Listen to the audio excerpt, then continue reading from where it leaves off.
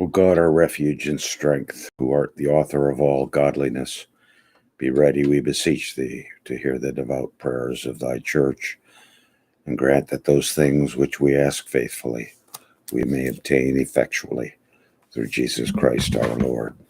Amen.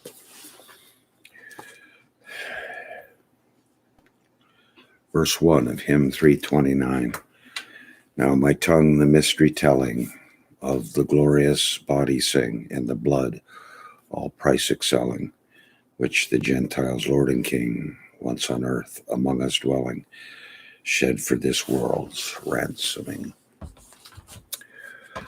We now turn our attention to the works of Archbishop John Tillotson. He lived from 1630 to 1694, and we have his life under review. I think he was an Arminian. Archbishop of Canterbury. A life biography by Thomas Birch, also 10 volumes, published in 1820. Contents to volume 1, life of the author, and then it gives a bunch of sermons. That'd be kind of fun, 13 sermons. And kind of see how long they were. Here we are, we'll get a start.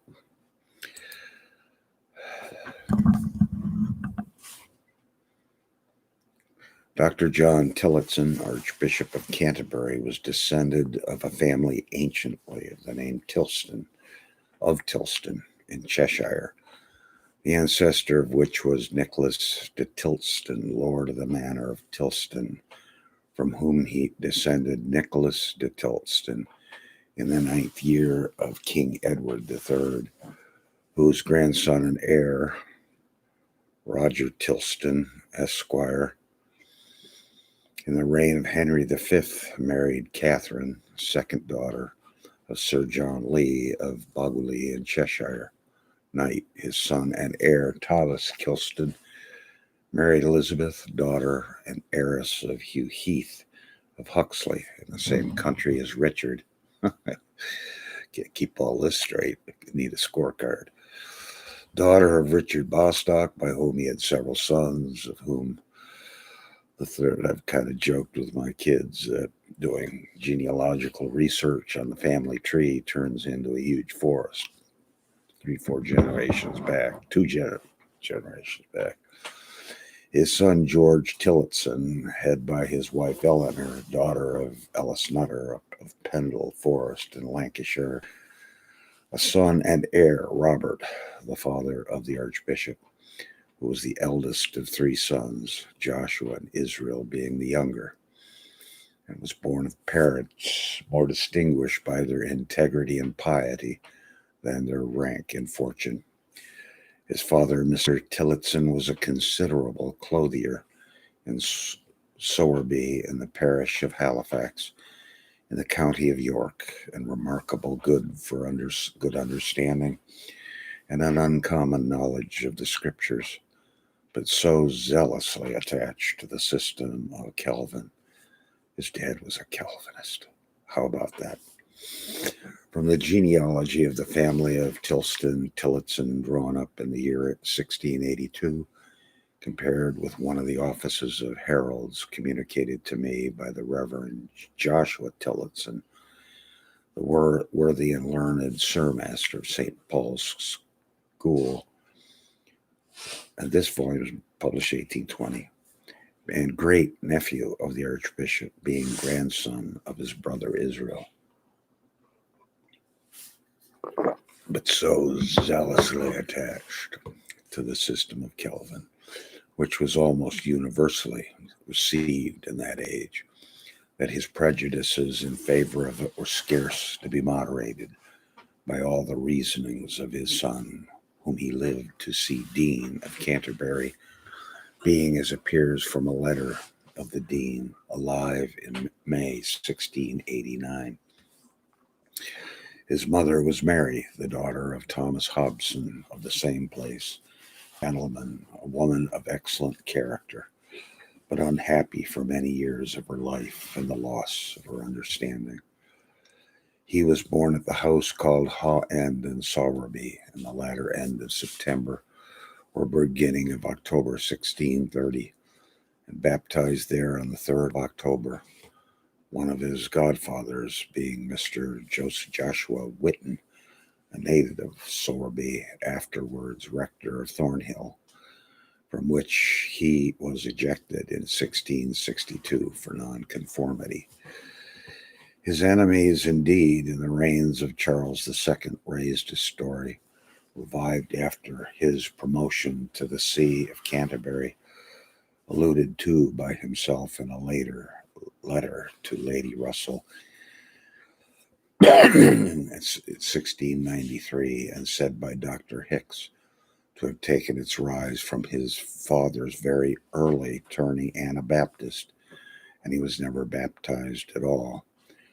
And Dr. Peter Birch, prebendary of Westminster, who, though himself educated in the Presbyterian principles, affected to distinguish himself by his zeal for the church, is supposed to have meant our prelate in his sermon before the House of Commons on the 30th of January, 1693, where he complained of fathers of the church who never were her sons.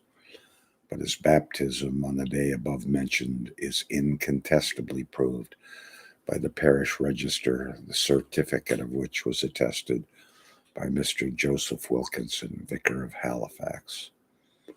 The life of Archbishop, we've got a footnote here. This piece of which, Bishop Burnet, some discourses upon Dr. Burnet and Dr. Tillotson occasioned by the late funeral sermon of the former upon the latter. His father, out of a small state, gave him so liberal an education as became the foundation of that eminence of character and station which afterwards attained and enabled him to return to his parents and their children the kindness which he had received from him, and to show himself a father to them. After he had with quick proficiency passed through the grammar schools and attained a skill in the learned language superior to his years, he was sent to Cambridge in the year 1647. He would be age 17 then. At the age 17, and admitted pensioner of Clare Hall on the 23rd of April that year, and into the matricula of that university on the 1st of July following. But in his 4th year there, the course of his studies received a considerable interruption, and his life was in imminent danger from a severe sickness, followed by an uncommon kind of intermittent delirium, under which he labored till he gradually relieved from it at his father's house at Sowerby, whither he had retired from the university for the reestablishment of his health. He commenced Bachelor of Arts at Midsummer, 1650, and a Master of Arts in 1654, and having been chosen Fellow of his college about 27 November, 1651. His tutor, in whose fellowship he succeeded, was Mr. David Clarkson, B.D., eminent for his writings, particularly one entitled No Evidence of Diocesan Episcopacy in Primitive Times, printed in 1601, in answer to Dr. Stillingfleet, and another on the same subject, printed 2 years after his death, which happened on the 14th of June, under the title of Primitive Episcopacy, answered by Dr. Henry Maurice in 1691 in his defense of diocesan episcopacy. Mr. Clarkson was, according to Mr. Baxter, a divine of extraordinary worth for solid judgment, healing, moderate principles, acquaintance with the fathers, great ministerial abilities, and a godly, upright life.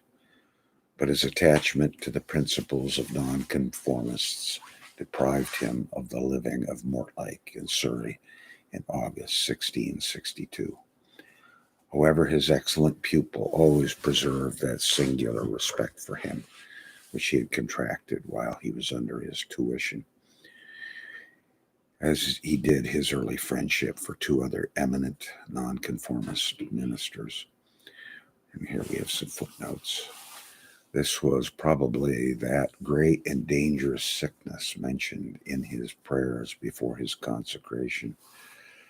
The above mentioned account of it and of some remarkable circumstances attending his Blackburn, Archdeacon of Cleveland, and Rector of Richmond in Yorkshire, who had received it from the late Reverend Mr. Denton, son of John Denton, the Archbishop's chamber fellow at Clare Hall. Mr. Francis Holdcraft, who had been his chamber fellow of Clare Hall, and Mr. Tom Sharp, cousin of the Archbishop of that name, who had been his pupil and nephew of Mr. Clarkson, his own tutor. Thus his first education and impressions were among those who were then called Puritans, but of the best sort.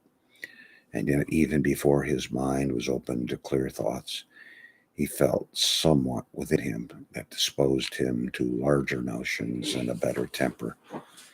The books which were put into the hands of the youth at that time, being generally heavy, he could scarce bear them even before he knew better things. But he soon met with the immortal work of Mr. Chillingworth, a writer whom he styles incomparable, and the glory of his age and nation, though stigmatized, as he observes, with the character of a Socinian, for no other cause but his worthy and successful attempts to make Christian religion reasonable, and to discover those firm and solid foundations upon which our faith is built. This admirable book gave his mind the ply, and that he ever held after, and put him upon a true scent, SCENT. He was soon freed from his first prejudices, or rather he was never mastered by them, and he still adhered to that strictness of life to which he was bred, and retained a just value and due tenderness for the men of that persuasion. And by the strength of his reason, together with the clearness of his principles, brought over more serious persons from their scruples to the communion of the Church of England, and fixed more in it than any man perhaps of his time. But he neither treated them with contempt or hatred, and he disliked all levities and railings upon those subjects. This gave him great advantages in dealing with them, and he still persisted in it, how much soever he was either disliked or suspected by angry men. As he got into the new method of study, so he entered into friendship with some great men, which contributed not a little to the perfecting of his own mind. There was then a set of as extraordinary persons in the university, where he was formed as perhaps any age has produced. Dr. Ralph Cudworth, Master of Christ's College, Dr. Benjamin Witchcott, Provost of King's, Dr. Henry Moore, and Dr. George Rust, Fellows of Christ's, and the latter afterwards Bishop of Dromore in Ireland. Let's see here, a footnote. Dr. Calamy's account, sermon preached at the funeral of Dr. Tillotson, Archbishop of Canterbury, by Dr. Burnet, Bishop of Sarum. There's a sermon reference, Hebrews 11:6, entitled The Efficacy, Usefulness, and Reasonableness of the Divine Faith. Back to the text. Dr. John Worthington, Master of Jesus, which was the school of Thomas Cranmer, and Mr. John Smith, Fellow of Queen's College, author of Select Discourses, less known at present than the sense and profound learning shown in them deserve. These men were equally admirable for the clearness and comprehension of their thoughts, the extent of their knowledge, the excellence of their tempers, But that which gave him his lasting finishing was his close and long friendship with Dr. John Wilkins, afterwards Bishop of Chester. He went into all the best things that were in that great man, but so that he was perfected every one of them.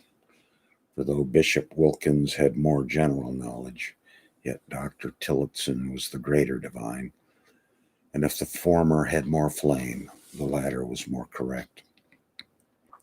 Both acted with great plainness and were raised above regarding vulgar censure.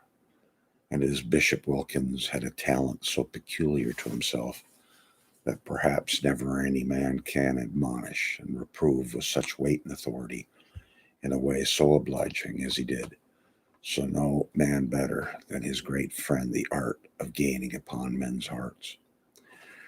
After his admission into a fellowship in his college, besides the pupils transferred to him by his own tutor, Mr. Clarkson, he had several others entered under him in the same year, whose memorials of him, inserted in the appendix, gave a just picture of his admirable temper, which we might add is fostered by the prayer book.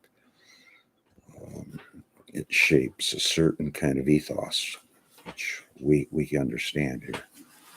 Exemplary care of those under his tuition, and though drawn up only for the writer's private review of his character, which he reverenced and admired, serve in general to confirm the highest ideas which the world has hitherto formed of it. But inoffensive as his behavior was during his residence in the university, in times of violence and irreconcilable opposition, both of political and religious sentiments, it has been particularly attacked by Dr. George Hicks in a pamphlet full of such virulence against our great prelate's memory as does no honor to the writer's own, and deserves to be treated with more severity of expression than I should choose to use concerning a man to whose learning, especially in the northern languages and antiquities, the world highly obliged. In this piece, among other unauthorized and improbable invectives, having represented Mr. Tillotson as seasoned with the principles of resistance and rebellion when he first entered Cambridge, Charles I was brought by that town to Hampton Court and lodged near it at Sir John Cutt's house in Childerley, and the scholars went thither to kiss his Majesty's hand. Mr. Tillotson and a few more had so signalized themselves on the side of those who were then called Roundheads that they were not admitted to that honor with the rest of the scholars. You're talking about kids now. Cambridge had children, teenagers, late 18, 19, 20, young 20s. Dr. Hicks adds that within 2 years after Mr. Tillotson went out midsummer Bachelor of Arts, by which having locally qualified himself for a fellowship, he got the Rumps Mandamus for Dr. Gunning as a reward for his good affection to the cause. That from that time to his leaving the college, he governed it, the senior fellows not daring to oppose him because of the interest which he had with his great masters, and that he was so zealous for them that the corner of the college which he and his pupils took up in the new building was called the Roundhead Corner, and that when Charles II was defeated at Worcester, he sent for the tables in which the college grace was written, and after the passage of thanksgiving for the benefactors, Te laudamus pro benefactoribus nostris, he added with his own hand and of his own head, Praesertum pro nupera victoria contra Carolinum Stuartum in agro vigor miensi reportata. So he was not a favorite of Charles I. Interesting. The grounds of these charges being examined by the members of that college immediately after the publication of the libel, they were found to be absolutely false, and the following remarks will be sufficient to destroy their credit. Mr. Tillotson was not entered of the college till April 23, 1647, and therefore it is not at all surprising if so young a student was not admitted to the honor of kissing the king's hand when his majesty was in that neighborhood in the beginning of June following. He took the degree of Bachelor of Arts at midsummer in 1650 and became a fellow of the college November 27. Mr. Gunning was ejected from his fellowship 6 years before by warrant from the Earl of Manchester, and succeeded in it by Mr. Clarkson May 5, 1645, so that it cannot be with any propriety be said that Mr. Tillotson came into Mr. Gunning's fellowship, for though men, as Bishop Burnet observes, may consider the avoidance that immediately precede their own admission, yet none are so scrupulous as to pursue the inquiry further. With respect to the assuming the liberty of altering the college grace after meat and adding a special mention of the Battle of Worcester, there was not the least memory of any such incident in the college in the year 1696 when the inquiry was made. Remember, John Tillotson dies in 1694. And it was highly improbable that the junior fellow and so young a Bachelor of Arts, anyways, go on to hear Dr. Blythe, master of the college, and Dr. Vincent, senior fellow, when Bishop Burnet wrote his reflections on Dr. Hick's discourses, had been admitted of Clare Halls soon after the date of the story. But neither of them heard anything of that nature, which is scarce possible. If the story had been true, considering the genius of such societies where the memory of incidents of that kind is not easily lost. And I might interject here at this point that Bishop Burnet of Salisbury is a great scholar of the English Reformation. He's got multiple volumes on it. And I did not know that Tillotson and Burnet had been close, but it makes sense. And we might also raise the name in this same period of John Strip, Reverend John Strip, another great, great writer on the English Reformation. Get those volumes on archive.org. Your Master Burnet, master all of John Strip's works, so you're in good shape. As a starter, good.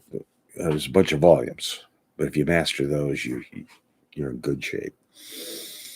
You're ready to take on the secondary works because there's so many primary documents in them.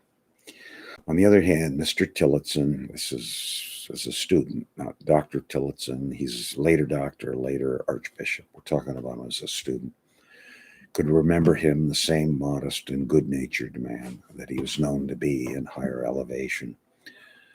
To this vindication of his behavior while he was a resident in the university may be added the substance of a letter from Mr. Denton of Clare Hall to one of his friends.